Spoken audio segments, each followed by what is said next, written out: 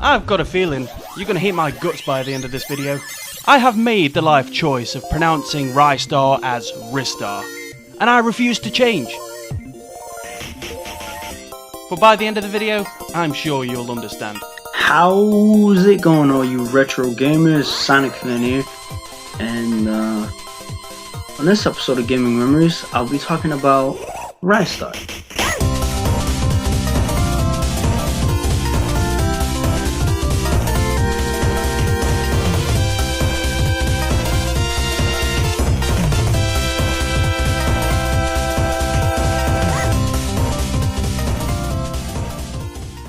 Now, Ristar, to me, is one of the greatest platforming games of all time.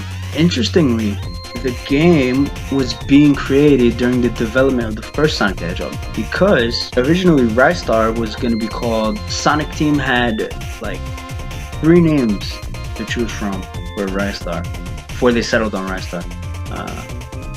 Volt, Dexstar, and Field the Rabbit. And so Field the Rabbit was going to use his ears instead of his arms, you see, to attack enemies. But eventually, they decided, keep in mind, they decided to change it, you know, all that, and create Sonic the Hedgehog. And then once Sonic the Hedgehog became a success, and that became a franchise, they made Ristar a few years later. The boss at the end of Act 1 of Planet Scorch. I'll always go in with a pen and a bit of paper, you know, just to keep up with the sequences. Sometimes, when I'm not drinking at the same time, I'll just go for it, and 5 times out of 10, I'll just flat out die. Just the worst death. Being burnt alive. That's not worth thinking about. I used to go to Blockbuster and rent Ristar. You know, I went there one weekend, I picked up the game, I look at the box, I'm like, oh, Ristar, okay, turn it over, platformer, I'm like, alright, I dig this, because, you know, I like platformers, so I'm like, okay, put it in. First few minutes on, I'm having a blast. It's awesome. The story is interesting, you know, the goddess Orudo calls upon Ristar to save the citizens of each planet that you go to during the game, because Kaiser Greedy, the main villain of the game, takes over. Weirdly enough, in the European and American release of Ristar, you don't see the Star Goddess Orudo. All you see is her telling him, oh hey, you need to go and save the citizens of Planet Freon, Planet Scorch, Planet Automaton, among, you know, the other planets in the game.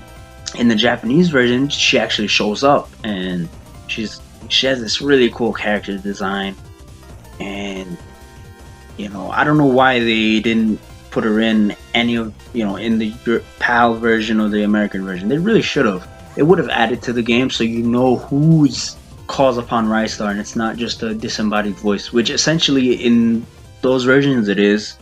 I really feel like they should have showed her. So there's this special stage that has a place reserved for it in hell. I have come so close to rage quitting.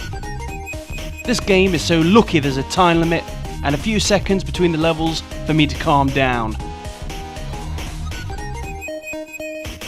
Years, literal years, I've been playing this game, and I'm no closer to finishing that goddamn special stage! I refuse to watch a video tutorial on how to do it. I do have some dignity!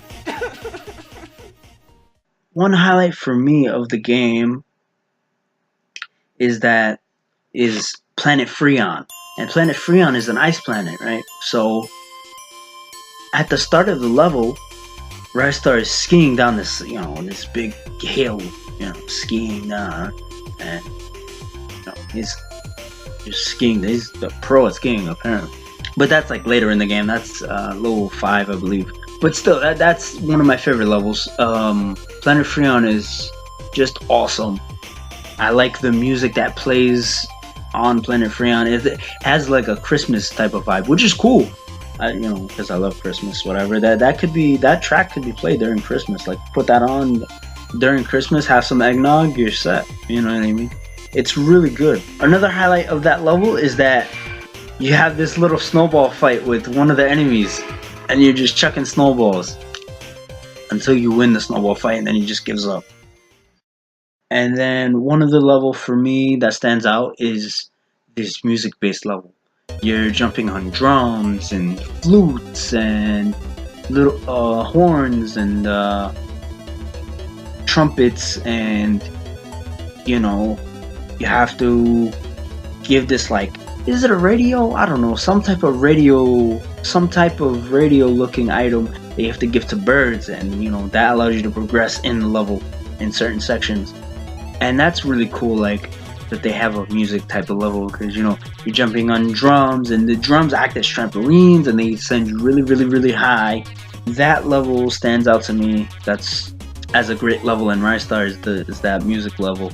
It's still, excuse me, sorry.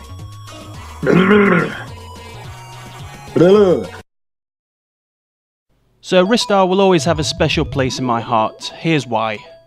In my young adult life, when I was in college and working, for some reason I was out of money. One day, me and my dad noticed a random car boot sale happening. It happens sometimes. You're walking down the street you've walked down a million times before, and one day, BAM! Random car boot sale. So me and my dad are looking for a little treasure, and I find it in the form of Ristar. It was only £6. It was a goddamn steal, and I was out of money. So my dad bought it for me. It was very unlike my dad. He was a kind of a tight ass. It took me by complete surprise.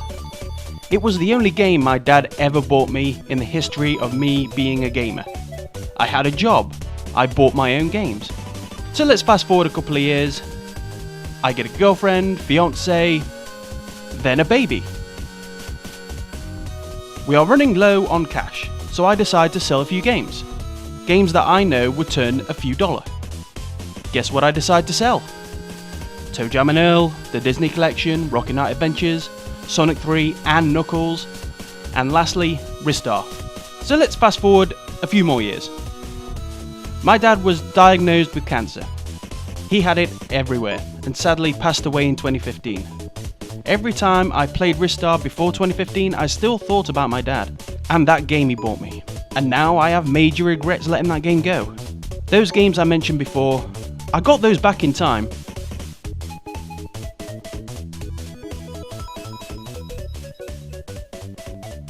All except Ristar. So what I like about the ending that stands out to me is that you beat Kaiser Greedy, everybody goes back to normal. At the end of the game, that I really like, the ending is, it's great. It's a short ending, obviously, but it's just awesome. I think there's a moral message to the ending. There's a moral message to it. Ristar flies off and goes, "Dad," right? Goes and gives his dad a hug, because his dad is huge, massive arm, big arms and everything. So you don't really see his dad or what he looks like. He's probably a big, huge star, so you can't fit him on the screen. I understand that. That's fine. That moment, he finally reunites with his dad after all that time, and Ristar was asleep the whole time for probably who knows how long, during that whole situation, and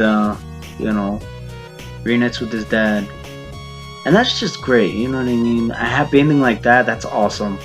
If I had to pick a moral message, if there was ever a moral message to Ristar, which there isn't, but this is my interpretation of it, is that cherish your family, love your family, always be around for them, make them proud of you, always do what's right, always do what is asked of you, just make them proud, man.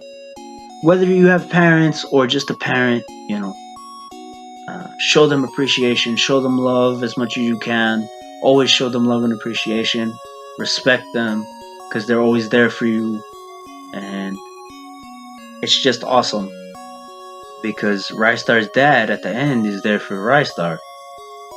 Uh, they reunite finally. They're together finally. They hug. There's that father-son bond, and that's really awesome. I can relate to it, you know. And it's just it's an emotional ending. You know, a bit of an emotional ending because everybody can relate to that. You know what I mean?